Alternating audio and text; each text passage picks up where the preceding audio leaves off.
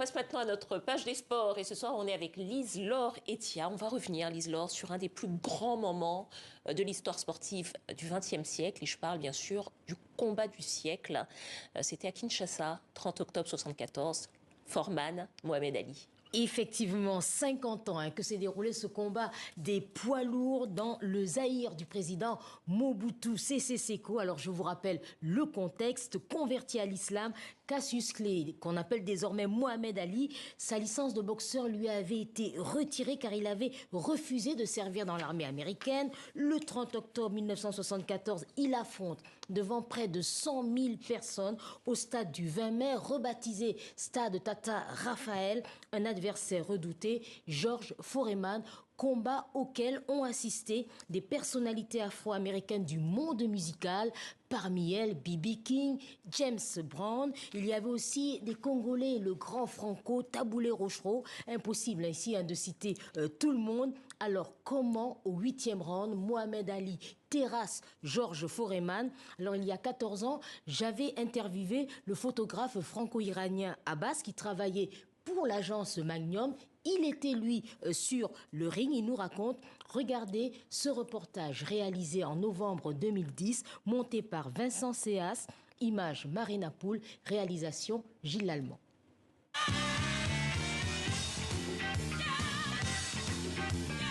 Ce combat est devenu mythique parce que d'abord, Ali avait perdu le championnat du monde et c'était déjà un personnage extraordinaire. C'était, je crois, même l'athlète ou peut-être même le personnage historique le plus connu de l'époque.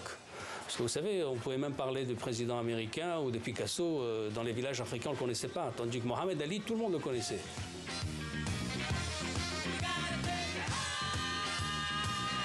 Il avait perdu le titre et il voulait le regagner contre un adversaire qui était beaucoup plus fort, qui était une masse.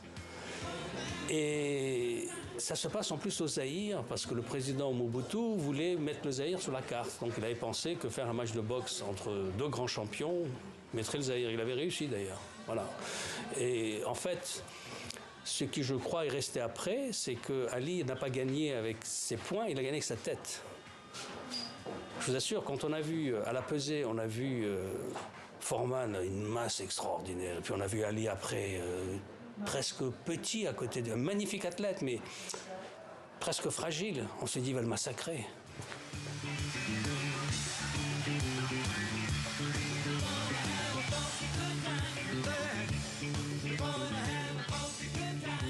Vous savez, le combat n'a pas commencé vraiment le 30 octobre. Il a commencé bien avant. Parce que les champions étaient là, s'entraînaient. Le match avait même été reporté à cause d'une blessure de Foreman. Il y avait les fans de Ali qui étaient venus d'Amérique. Il y avait Myriam Makeba le soir plutôt du combat. Il y avait toute une ambiance que moi j'ai couvert justement comme photographe.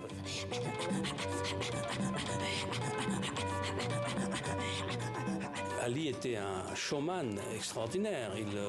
Son entraînement, il plaisantait, riait, il disait « je vais le tuer, vous allez voir ». Mais en même temps, rien n'était gratuit. Tout a été une opération de désinformation par Ali pour gagner ce match avec sa tête. Ali avait fait croire à tout le monde qu'il allait utiliser la même tactique que d'habitude, qu'il allait courir. Parce que pour un champion poids lourd, il était très très rapide. Donc il a dit « I'm gonna dance all night », je vais danser toute la nuit. Et il répétait ça, à tel point que Foreman, son entraîneur, son sparring partner, celui qui s'entraîne avec lui, il le faisait courir sur le ring parce qu'il pensait qu'Ali allait faire la même chose. Alors qu'Ali, lui, ne courait pas quand il s'entraînait. Il recevait des coups très forts de son sparring partner, son coéquipier, qui le frappait. Il lui disait de le frapper très fort dans le corps ici, pour s'endurcir. Et le soir du match, il a fait exactement le contraire de ce qu'il avait dit. La presse, les fans, même son entraîneur, paraît-il, n'était pas au courant de sa tactique. Il a fait exactement l'inverse. Il n'a pas couru, il a joué les cordes. C'est-à-dire, il a laissé Foreman venir vers lui, le frapper. Et comme il s'était endurci et qu'il utilisait les cordes, entre parenthèses, il paraît qu'il avait fait détendre les cordes pour pouvoir les utiliser un peu mieux. Vous voyez ? Intelligence. Et il savait que Foreman exécutait toujours ses adversaires au 4e ou 5e round. Donc il n'avait pas besoin d'aller au-delà. Donc il savait qu'il fallait fatiguer Foreman. Et lui s'était entraîné tous les matins, il faisait son footing à 4, 6 heures, 7 heures du matin, il allait courir 10 km, 15 km. Il s'est endurci. Et il savait qu'il fallait tenir au moins jusqu'au 7e ou 8e round. C'est ce qu'il a fait. Foreman au 5e, on le voyait bien, 5e, 6e, il commence à se fatiguer. Au 8e round, Ali l'exécute.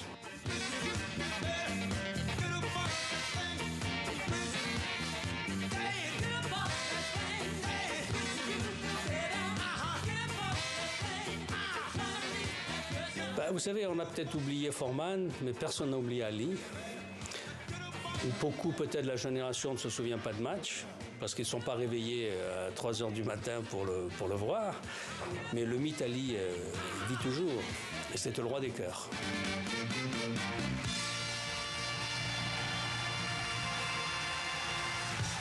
Ali, le combat du siècle. Merci beaucoup, Lise-Laure, de nous avoir fait revivre cette page d'histoire et la stratégie vraiment très fine de Mohamed Ali. On sait ce que sont devenus tous les protagonistes là, de votre reportage, et notamment le photographe Abbas, Mohamed Ali et Foreman après ce combat. Alors, le photographe Abbas, lui, il est décédé en 2018, 2 ans après la disparition de Mohamed Ali, qui est décédé à 74 ans de la maladie de Parkinson. Quant à Georges Foreman, il a eu du mal à se remettre de cette défaite mémorable et il est devenu pasteur. Merci beaucoup, Lise Merci. Varretia. Ce sont des images qu'on peut retrouver sur le site internet de TV5.